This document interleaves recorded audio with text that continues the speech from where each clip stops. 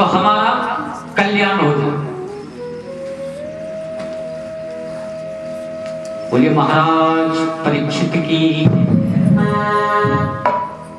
सुखदेव जी महाराज की। महाराज परीक्षित सुखदेव जी से पूछ रहे हैं कि सुखदेव जी एक बात बताइए कि कलयुग में मनुष्य की आयु बहुत कम है और वेद मार्ग इतना कठिन है जो कि हर किसी से चला नहीं जा सकता। तो कोई ऐसा सरल उपाय बताइए जिससे कलयुग वासियों का कल्याण हो सके। तो महाराज परीक्षित कह रहे हैं कि जो मनसा वाचा कर्मणा, जो जानबूझकर पाप करता है उसका दंड तो उसे मिलेगा, लेकिन जो अनजाने में भूल बस लोभ बस किसी के बहकाए कर दे उसे भगवान का नाम क्षमा कर देता। भगवान का नाम लेगा। भगवान के नाम कौन कौन से? हरे राम हरे कृष्ण कृष्ण कृष्ण हरे। विष्णु शास्त्र नाम का श्रीमद्भागवत महापुराण में शास्त्र नाम का पाठ भी है। तो विष्णु जी का नाम की महत्व सुखदेव जी महाराज परीक्षित को बता रहे हैं कि नाम लेने से क्या होगा। कोई अगर अनजाने में भी नाम ले ले, अनजाने में भी भूल बस भी भगवान का नाम ले ले तो भी भगवान दौड़े दौड़े चले आते। पता क्यों? क्या कारण है कि जिस प्रकार हमारा पुत्र कितनों ही नालायक हो, कितनों ही नालायक हो, माता पिता की लालसा लगी रहती है कि मेरा पुत्र अच्छे मार्ग पर चले, अच्छा रास्ता पकड़ ले, ठीक प्रकार से चले, समाज में इज्जत हो। ऐसे ही परमात्मा कहता है कि मेरे ये जितने भी पुत्र हैं इन्हें भी सत्मार्ग मिल जाए, अच्छा ज्ञान हो, अच्छी भक्ति मिले। परमात्मा दुखी रहता हमारे कर्मों को देखकर।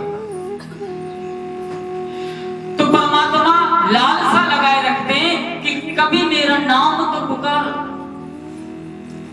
गजेंद्र ने एक बार नाम पुकारा, कन्हैया दौड़े दौड़े चले।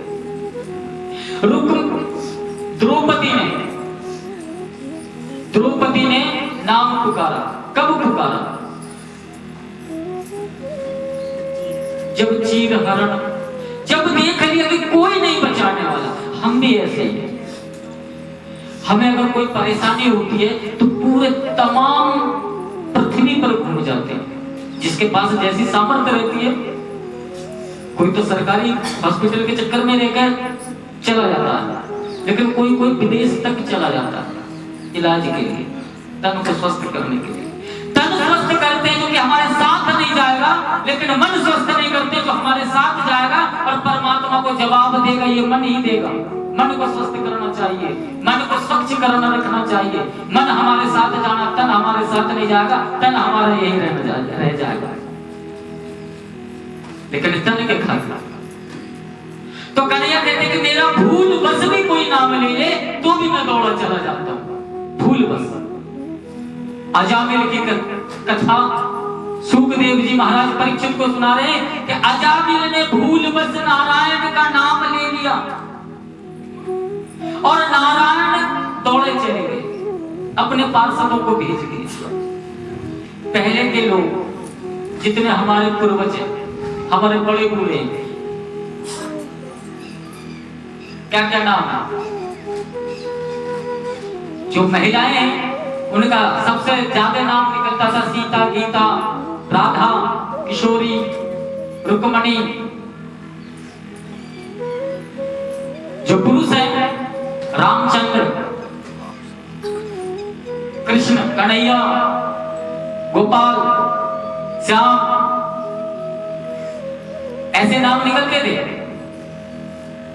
कोई पत्रा में नहीं, पत्रा में यही नाम है उस समय भी और आज भी। पत्रा नहीं बदला, पत्रा जब से ही चल रहा, वो अब भी नाम वही निकलता, लेकिन हम निकल रख देते अपने हिसाब से। कैसे? टॉमी, डॉगी, कुत्तों के नाम। अब उस आदमी की कुत्ते जैसी हरकत हो गई, माता पिता को परेशान कर देना, दुखी कर देना।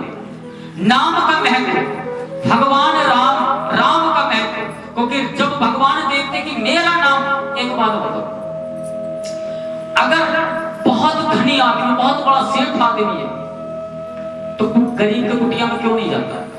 क्या कारण है? वो इसलिए नहीं जाता कि मेरा नाम खराब होगा।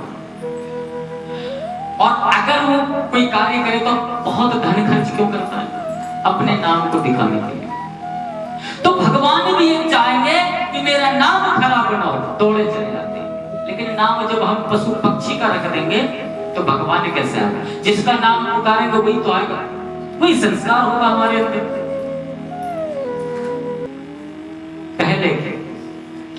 पहले के माता पिता कितने डरते थे कि हमारी बिटिया अब बड़ी हो गई, ससुराल जाएगी, ननद कैसे मिलेगी, सास कैसे मिलेगी, जेठ कैसे मिलेगा, पता नहीं कितना दुख देगा। तो अपनी बिटिया से कुछ काम नहीं करवाते और सारा चीज सिखाते थे घर में, कोई दिक्कत ना हो, खाना अच्छा बनाना, ये बनाना, वो बनाना, अब सबकी सेवा करना। आज जिसके घर में बेटा है, वो माता पिता सोचते हैं कि मकान बना लो, दुकान बना लो, शादी के बाद बहू कैसी आएगी, बहू कैसे आएगी? क्योंकि हमने शिक्षा देना, ज्ञान देना बंद कर दिया। घर में रामायण नहीं हो रहा, घर में रामायण नहीं हो रहा, राम की बातें नहीं हो रही है, राम की कथा नहीं हो रही है। घर में संसार जंजाल में फंसे हुए। नाम का महत्व बहुत बड़ा है। हमारे मन में विश्वास हो जाता है कि अंत समय में ले लेंगे। किसी ने देखा कि हमारा अंत कब लिखा है? कोई नहीं जानता। कोई डॉक्टर ये कहता है कि आपका हड्डी का जोड़, ये जोड़, फेफड़े का जोड़, सिर का दर्द दूर कर दूंगा। मृत्यु दूर कर सकता है? नहीं कर सकता, लेकिन मृत्यु दूर ये कर सकते हैं। कई बार आपके सामने आया होगा कि समय किसी का था, उठाकर कोई किसी को ले गए, फिर दोबारा उसे पृथ्वी पर भेज दिया। ऐसे किस्से भी हमारी नजरों में आ चुके हैं। जब हमारी नजरों में ऐसे किस्से भी आ चुके हैं तो हमें ज्ञान होना चाहिए कि अगर भाग्य बदल सकता है तो विधाता बदल सकता है, बाकी कोई नहीं, संसार में कोई नहीं। ये तो बस इस शरीर के प्रेम है। अगर हमारी सांस निकल जाए तो कौन किसका भाई, कौन किसका बेटा, कौन किसके माता पिता? कोई नहीं, एक परमात्मा, उसी के पास जाना। तो अजामिल ब्राह्मण की किस कथा सुना रहे हैं सुखदेव जी, महाराज परीक्षित को कह रहे हैं कि नाम की कितनी बड़ी महत्व है ये मैं बताता हूं। आपसे कुछ नहीं करी जाती है, सेवा मत करो, ध्यान मत करो, बस नाम लेते रहो। नाम लेने का कारण भी है, घर में झगड़ा हो जाए या किसी से झगड़ा हो, बैठकर राधे राधे राधे राधे करते रहो, क्रोध शांत होगा। और जिससे तुम्हारा झगड़ा है, जो तुम्हारा दुश्मन है, उसका क्रोध बढ़ेगा। वो उनसे ये लगेगा कि मैं इसे क्रोध भरी बातें कह रहा हूं, लेकिन ये देखो राधे राधे करे जा रहा, इसका मतलब इसका कोई असर नहीं पड़ रहा। वो और छाती पीटेगा, आप राधे राधे करते हो। क्योंकि एक आपने ये देखा होगा कि जब भी कन्हैया किसी को दंड देते थे तो कन्हैया मुस्कुरा कर जाते थे, आ गए। वो क्रोध बढ़ाता, वो बहुत भला बुरा ठाकुर जी को कहता है, शिशुपाल 101 अपराध क्षमा। कन्हैया हंसते रहते, वो गाली पे गाली देते रहता है। तो कन्हैया कहते हैं 12 अवतार हिरणाक्ष, जो कि पृथ्वी को लेकर चला गया था, वो भी जब बाहर आया तो 12 अवतार के रूप में भगवान कहते हैं कि इसलिए मैं तुझे क्रोध दिलाता हूं, क्योंकि क्रोध आने पर और सज्जन पुरुष को भला बुरा कहने पर अपनी शक्ति खत्म होती है, ज्ञान खत्म होता, विवेक खत्म होता, और जिसका विवेक खत्म हो गया वो अच्छा कार्य नहीं कर सकता। इसलिए भगवान कभी जाकर तुरंत दंड नहीं देते, खड़े हो जाते हैं सामने। और सामने वाले को इतना अहंकार होता है कि वो भला बुरा वचन कहकर अपने तपोबल को कम कर लेता। जब उसकी शक्तिहीन हो जाता तब प्रभु उसे दंड देते। तो भगवान का नाम में कितनी महत्व है। श्री कृष्ण गोविंद हरि मुरारी नारायण वासुदेवा। श्री कृष्ण गोविंद हरि मुरारी नाथ नारायण वासुदेवा। श्री कृष्ण गोविंद हरि मुरारी नाथ नारायण वासुदेवा। ये नाम का महत्व, ये नाम का महत्व ऐसा ही होता है। सुखदेव जी कह रहे हैं कि अजामिल ब्राह्मण, ब्राह्मण जाति का था। ब्राह्मण का क्या दायित्व होता? यज्ञ करना, यज्ञ कराना, धर्म करना, धर्म कराना, दान लेना। दान किसी शास्त्र में ये लिखा है कि आप फलाने को दान दो, हमेशा ब्राह्मणों का ही वर्णन है। तो ब्राह्मण का कर्म है दान लेना और दान देना। दान देना भी ब्राह्मण का कर्म है, ऐसा नहीं कि खाली लेते ही हो। दान देना ये भी ब्राह्मण का कर्म है। तो ब्राह्मण जाति से होते हुए अजामिल एक बार जब वो वन में गया तो वहां उसने एक वेश्या पर अपनी दृष्टि डाली और उस वेश्या को अपने घर में लेकर आया। वेश्या के साथ उसने विवाह कर लिया, उससे उसकी संतान भी उत्पन्न हुई। एक बार संतों की संगत गांव में आया। अच्छा, गांव में आया, लेकिन कभी कभी हमारे जितने भी अड़ोसी पड़ोसी हैं, यहाँ सब एक दूसरे के पड़ोसी हैं। आप इस जीवन में एक चीज देखना, कोई किसी को देखकर खुश नहीं होता। आप अच्छा खाने पीने लगो, सबसे ज्यादा दुख किसे? पड़ोसी को। आप अच्छे से कमाने लगो, अच्छा श्रृंगार करने लगो, साड़ी पहनने लगो, पति खरीद के दे रहा है तो हम पहन रहे हैं, लेकिन जलन पड़ोसी। अरे क्या बात है, तुम्हें क्यों जलन? हमारे कर्म में लिखा है, हमारे भाग्य में कि आप कार में, हमारे भाग्य में है कि आप एसी में रहोगे। और किसी का भाग्य कोई बदल नहीं सकता। उसके भाग्य को बदलने के लिए वो फिर जगह जगह चक्कर लगाता, वो गलत रास्ता पर भटक जाता। कहते हैं कि जिसका ज्ञान मार्ग में पतन हो जाता है वो भटक जाता है। ज्ञान मार्ग का पतन जिसका हो गया वो भटक जाएगा, और जिसका भक्ति मार्ग में पतन हो गया उसका कल्याण हो नहीं सकता। और दूसरी बात कि भोगी, जो भोगी होता है हर चीज का भोग कर लिया, कैसा दिया, किसने दिया, कहां से आया, कुछ भी न सोचा न समझा और उसका सेवन कर लिया, भोग ले लिया। मतलब कहीं से भी कोई भी सामान अगर आता है उसे अपने पास रख लेना, कहीं नहीं देना। कोई 10 रुपए देता है लाओ, कोई 50 देता है तो लाओ, कोई भोजन देता तो लाओ। एक राजा एक ब्राह्मण के घर गया, अपने सेठ ने अपनी पत्नी को कहा कि फलाना ब्राह्मण है, उसके पास जाओ, भोजन लेकर जाओ, उसे भोजन दे देना। लेकिन उस ब्राह्मण के घर कोई पहले ही भोजन लेकर पहुंच चुका था। जब सेठानी उसके घर गई कि पंडित जी, ब्राह्मण जी, आपके घर हमारा एक भोजन स्वीकार करो, तो ब्राह्मण ने कहा कि भगवान को जितना मुझे देना था वो दे चुके, आज का भोजन मुझे दे चुके, अब ये भोजन उसे दे दो जिसे इसे की आवश्यकता है। मैं क्या करूंगा इसका? मेरा तो पेट भर गया, सत्य बात है। अगर मेरा पेट भर गया और मुझे भोजन दिया तो क्या होगा उस भोजन का? या तो मैं फेंक दूंगा या रख दूंगा, दूसरे दिन बासी होके तो टिक जाएगा। तो भोजन उसी को जिसे भोजन की आवश्यकता है। बहुत जगह देखते भी होंगे, भोजन उसे ही देना चाहिए भोजन, क्योंकि गीता में वर्णन है कि समस्त प्राणी अन्न से उत्पन्न हुए, अन्न वर्षा से उत्पन्न हुई है, वर्षा मेघ से उत्पन्न हुआ है, मेघ यज्ञ से उत्पन्न हुआ है, और यज्ञ वेद से उत्पन्न हुआ है, और वेद मुझ से उत्पन्न हुआ। ये कन्हैया कहते हैं। तो कन्हैया कहते हैं कि जो भी मनुष्य, जो भी जीव बगैर मेरा भोग लगाए भोजन करता है वो पाप को खाता है। भोग किसका लगता है? किसी देवी देवता को तो लगता होगा, खाली ठाकुर जी का लगता है, खाली ठाकुर जी का।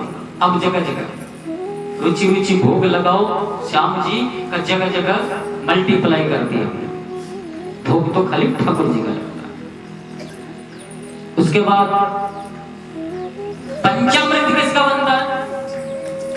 अब तो किसी का भी बनाने लगता है, खाली ठाकुर जी चरणा में।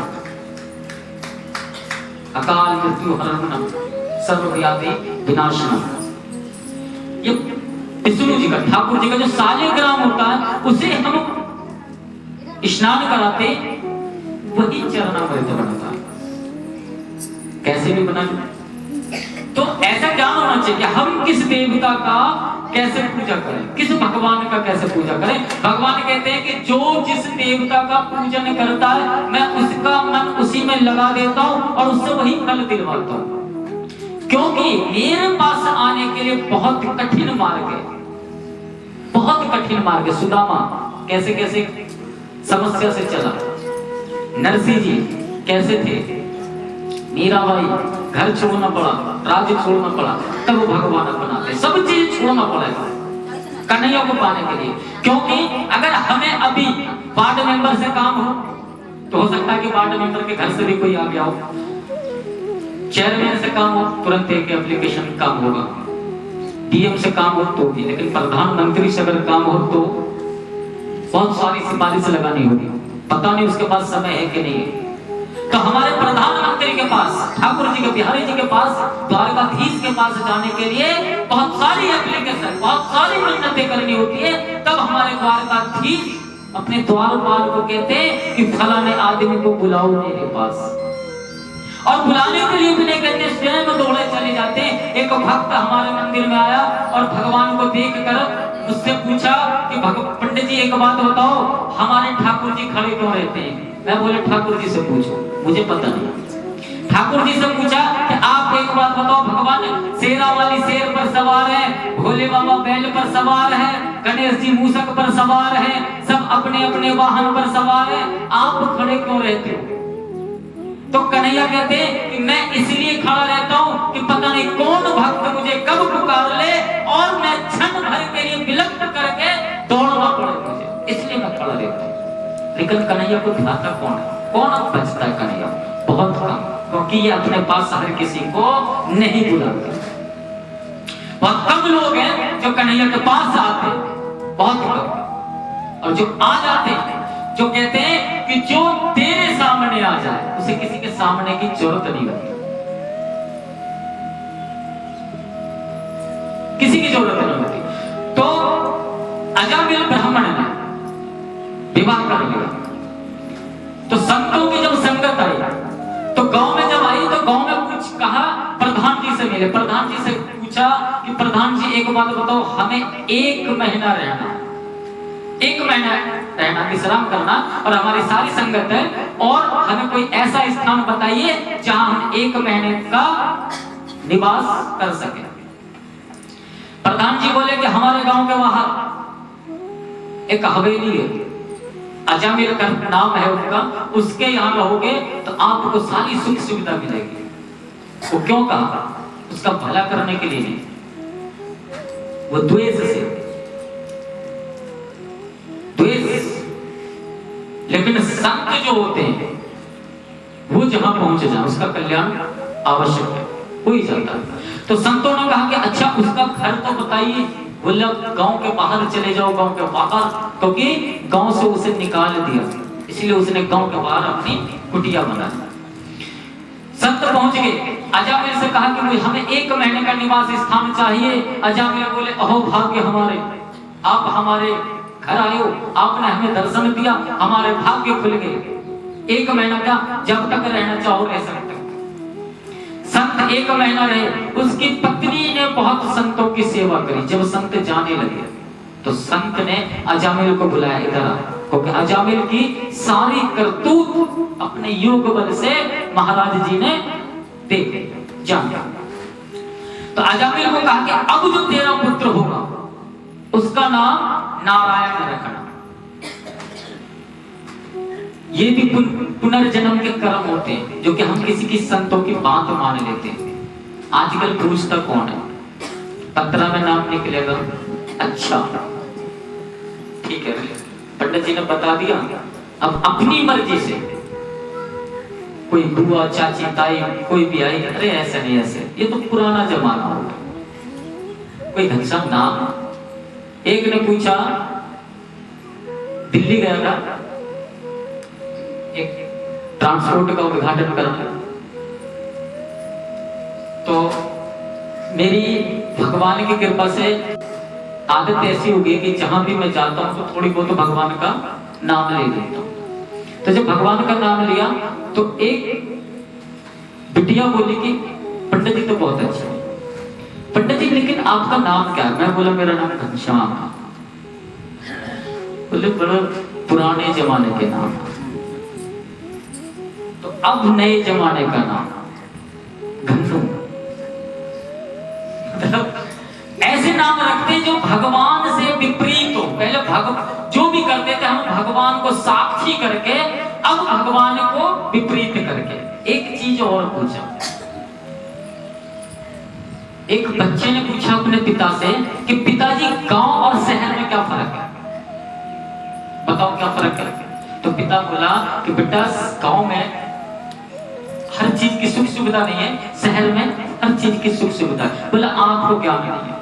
वो बच्चा कह रहा आपको क्या नहीं है? पिता बोला अच्छा बेटा तू बता क्या क्या फर्क है? बोला पिताजी गांव में तो गाय पाली जाती है और शहर में कुत्ते पाले जाते हैं। ऐसा ही है, कितने के घर में कुत्ते होंगे लेकिन गाय बहुत कम मिलेगी। बोले गांव में गाय पाली जाती है और शहर में कुत्ते पाले जाते हैं, ये फर्क है गांव से। पैसा अधिक हो गया तो क्या करेंगे? कुत्ते को सुबह घुमाएंगे, सुबह टहलाएंगे, उसकी सेवा करेंगे, 500 रुपए का रोज उसका भोजन लाएंगे। गाय के लिए 50 रुपए नहीं मिलेगा, जो कि वो दूध भी देगा। उसकी दूध पीकर हमारी हड्डियों में ताकत आएगी, फुर्ती आएगी, ज्ञान आएगा। गाय का दूध और भैंस के दूध में फर्क क्या है? लोग भैंस का दूध पीते हैं, क्या फर्क है? गाय का दूध पीने से बुद्धि का विकास होता है, शरीर कितना ही भारी हो जाए, अगर बुद्धि नहीं है तो शरीर का क्या काम? गाय के दूध से बुद्धि का विकास होता है, ज्ञान बढ़ता है, फुर्ती आती है। गाय फुर्तीली होती है तो जैसा जीव होगा उसका अंश भी ऐसा ही होगा, इसीलिए गाय पूजनीय है। और वैसे भी गाय हमारी माता है। गाय के दूध में बहुत सारे पौष्टिक तत्व मिलते हैं, इसलिए गाय का दूध का सेवन करना चाहिए। पंचगव्य बनता है, पंचगव्य का वेद पुराण शास्त्र, क्या भैंस वेद पुराण शास्त्र के बाद आई या पहले? जिस समय गाय थी उस समय भैंस भी थी। तो जब वेद शास्त्र पुराण में खाली गाय का ही वर्णन है, पंचगव्य गाय का बनता है। कैसे कैसे? गौमूत्र, गाय का दूध, घी, गाय का घी, गाय का गोबर, पंचगव्य मिलाकर गंगा जल स्नान करते हैं, सारे रोग दूर हो जाते हैं। आपको पी लिया हो, आपको कोई भी रोग हो, पंचगव्य से स्नान करो, शरीर के सारे कीटाणु खत्म। तो महाराज संत ने कहा कि तुम अजामिल का नाम रखना और नारायण नाम रखना। संत चले गए, उन्होंने नारायण का नाम रखा। अब उस अपने अजामिल को पुत्र का स्नेह इतना घेर लिया कि जहां भी जाए अजामिल खाना खा, नारायण खाना खा, नारायण खाना खा, नारायण सोया, नारायण ये, नारायण वो, जो भी करता था नारायण नारायण, रट्टा मार लिया, जो भी आवाज दे तो नारायण। उसका जब अंत समय आया, जहां भी जाए नारायण। जब उस तो यमराज के 2 दूत आते हैं,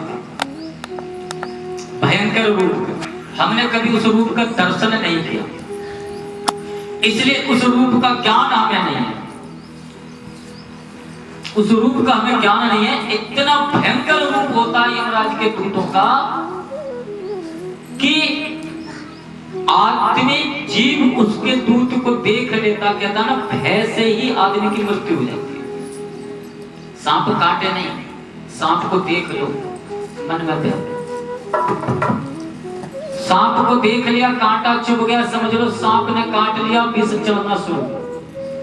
तो इतना भयंकर रूप होता है यमराज के दूत का। और जब शरीर से प्राण निकलता है तो जितना दर्द, एक बिच्छू काट लिया, कभी किसी को बिच्छू ने काटा, कभी नहीं काटा वो, क्योंकि शहर वासियों से तो जीव जंतु भी डरते हैं, गांव में निकलते जाते बिच्छुए गांव में होते, शहर में सब डरते, क्योंकि शहर में क्या है, शहर में भगवान भी डरते, ज्ञान होता। अयोध्या अगर शहर में नहीं होता, किसी गांव में होता तो कब का मंदिर बन जाता, होता नहीं। सिकंदराबाद में कितने दंगे होते हैं, कभी किसी गांव में दंगा सुना? नहीं सुना होगा, गांव में नहीं होता। गांव में अगर अयोध्या होता तो कब का मंदिर बन जाता, फिर शहर में तो भगवान में डरते। तो बिच्छू गांव में नहीं होते, शहर में नहीं होते, गांव में होते। बिच्छू जितना एक बार टंक मारे तो जितना दर्द होता उतना 1000 बिच्छू टंक मारने पर जितना दर्द होता उतना दर्द शरीर छोड़ने में आत्मा को होती। तो जब यमराज आया और अपना फंदा उसके गले में डाला तो उस भय से क्या होता, आदमी किसका नाम लेता, डर से किसे बुलाता, जो जीभ पर रट्टा मार रखा। तो अजामिल तुरंत बोला, नारायण कहाँ है बेटा, नारायण देखिए मुझे जालिम कौन आदमी है, दोनों बड़े भयंकर रूप के और मुझे पकड़कर पता नहीं कहां ले जाना चाहते। मैं जाना नहीं चाहता, मैं जाना नहीं चाहता और ये जबरन मुझे खींच रहे कि चल उठ हम तुझे ले जाने आए। पता नहीं कौन है, मैं पहचानता भी नहीं, मैंने कभी देखा नहीं, ये मुझे खींचना चाहता, मुझे ले जाना चाहता, मुझे बचा। जैसे ही अजामिल ने नारायण नारायण करना शुरू करा, नारायण भगवान उठे और अपने पार्षदों को भेजा कि जा देख मेरा नाम कौन पुकार रहा है। पार्षद आ गए, बोले ठहरो, यमराज के दूतों से कहा ठहरो। बोले महाराज आपका आगमन कैसे हुआ? बोले आपको ज्ञान नहीं है, ये धर्मी है, धर्मी आदमी को तुम कैसे ले जा रहे हो? तो यमराज के दूत कह रहे हैं क्या हमें मूर्ख समझ लिया? यमराज कौन? यमराज और आप यहाँ का यमराज कौन? तो यमराज धर्मात्मा होता, जज साहब, यहाँ के जज साहब। तो जज साहब जो अपने यहाँ कानून को या कार्यकर्ता रखेगा, उसे कानून का ज्ञान होना चाहिए, वही तो रखेगा किस कानून के तहत कौन सी धारा लगी हुई है। तो यमराज के दूत विष्णु जी के पार्षदों से कह रहे हैं कि हमें ज्ञान है कि इसने कितना पाप किया, इस पे कौन सी धारा लगेगी, कौन सी सजा होगी, इसे कौन सा नरक में जाना, इसे हमें पता। आप हमें रोकने आए, आप कह रहे हो धर्मी, कैसे धर्मी हो सकता? जीवन भर इसने वैश्यकमन किया, चोरी की, चकारी की, लूट किया, आज कह रहे हो धर्मी, कैसे धर्मी हो सकता? बोला आपको ज्ञान नहीं है। विष्णु के पार्षद कह रहे हैं आपको ज्ञान नहीं है, अभी आपका ज्ञान अधूरा है। बोले कौन सा ज्ञान? बोले आपने नाम का महत्व नहीं जाना, आपने नाम का महत्व नहीं जाना, इसलिए आप बालकों जैसी, बच्चों जैसी बात करते हो और हमसे हट करते हो, आपको ज्ञान नहीं है। जाइए यमराज के द्वार में और नाम का महत्व पूछ कराना, तब अजामिल को ले जाना, अभी इसे छोड़ दो। अजामिल को छोड़ दिया यमराज के दूतों ने और यमराज की सभा में गए।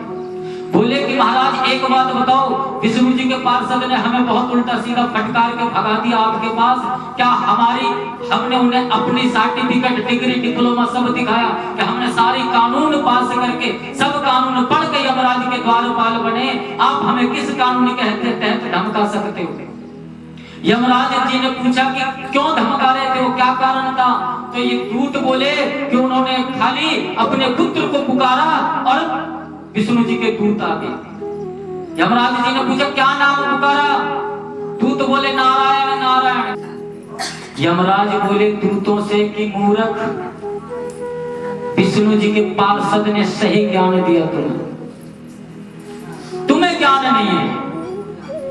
जो नारायण का नाम ले ले, जो बिहारी जी का नाम ले ले, जो वृंदावन वाले का नाम ले ले, बरसाने वाली का ध्यान कर ले, उसे मेरे पास मत लाना। क्योंकि अगर मेरे पास आप लेकर आओगे तो हो सकता है कि ठाकुर जी मेरे पास भी आ जाए, मेरे भक्त को ले आए। क्यों? तो जो कन्हैया का नाम ले ले, नारायण का नाम ले ले, उसे मेरे पास मत लाना, उसके पास तुम भी मत जाना। आज तो विष्णु जी के पार्षदों में तुम्हें छोड़ दिया, अन्यथा अगली बार अगर जाओगे तो हो सकता है कि आपको पकड़ कर बैठा ले और पूछे सर्टिफिकेट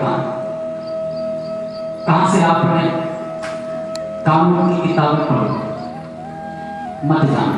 जब आजादी को 1 वर्ष का और आयु मिल गई, इतना कामी क्रोधी लोभी अहंकारी कि हमेशा इस संसार में घिरा हुआ, बीवी बच्चों के साथ घिरा हुआ, ब्राह्मण होकर ब्राह्मण का कर्म नहीं किया, भगवान का भजन नहीं किया, भगवान का ध्यान नहीं किया। किसी को बच्चे में भक्ति हो जाती है, किसी को बुढ़ापे में। भगत के बस में है भगवान, एक भजन है, उसमें एक बुढ़िया की कथा है, उसी के उसमें भजन बना रखा है। तो बुढ़ापे में भी भक्ति हो सकती है, जवानी में भक्ति हो सकती है, बचपने में भक्ति हो सकती है। भक्ति की कोई आयु नहीं होती। एक ध्रुव भक्त राजा उत्तानपाद की 2 स्त्री थी, एक सुनीति और एक सुरुचि। सुनीति भी आज घर घर में, जिसके घर में सुनीति है, सुनीति का मतलब अच्छी नीति कम है, सुरुचि हर घर में। सुरुचि मतलब जो रुचि रुचि भोग लगाओ, मतलब रुचि रुचि भोजन, इस जीव को सुरुचि कहते हैं। 10वें स्कंद में वर्णन है कि मनुष्य लोभवश अभक्ष्य को भक्षण करता है, जिस प्रकार मछली मांस के लोभ में कांटा खा लेता है और अपने जीवन का अंत कर देता है। इसीलिए ये जीव चटोरी है। जीव को आप समोसे खिलाओ, गोलगप्पे खिलाओ, मतलब तरह तरह के पकवान खिलाओ, अति आनंद करेगा। लेकिन उस पकवान का महत्व कहां तक है? यहीं तक। यहाँ के बाद सब एक समान है। जितना खिलाए जाओ कभी जीभ नहीं भरेगा। एक आदमी प्रत्येक दिन पनीर खाता है, अच्छे अच्छे पकवान खाता है, और एक आदमी नमक रोटी खाता है, लेकिन वो ज्यादा फुर्तीला है, ज्यादा काम करता है, ज्यादा मेहनत करता है। गरीब है इसलिए मटर पनीर खा नहीं सकता, अमीर है इसलिए प्रत्येक दिन मटर पनीर खाता है, लेकिन फिर भी बलहीन है उसके समान। क्या कारण है? अगर ताकत भोजन में होता तो जितने भी सेठ लोग, अमीर लोग थे, सब पहलवान होते, गरीब पहलवान नहीं हो सकता। अगर पकवान में ताकत होता तो, क्योंकि पकवान किससे बनता है? पानी से, पैसों से। तो सारे सेठ लोग पहलवान होते, गरीब लोग पहलवान नहीं होते। और जितने भी पहलवान है, सेठ कौन सा है? कोई सेठ है पहलवान? क्योंकि सेठ को पेट से भरने से फुर्सत नहीं। और ये भी कहावत है कि जिसका पेट नहीं वो सेठ नहीं।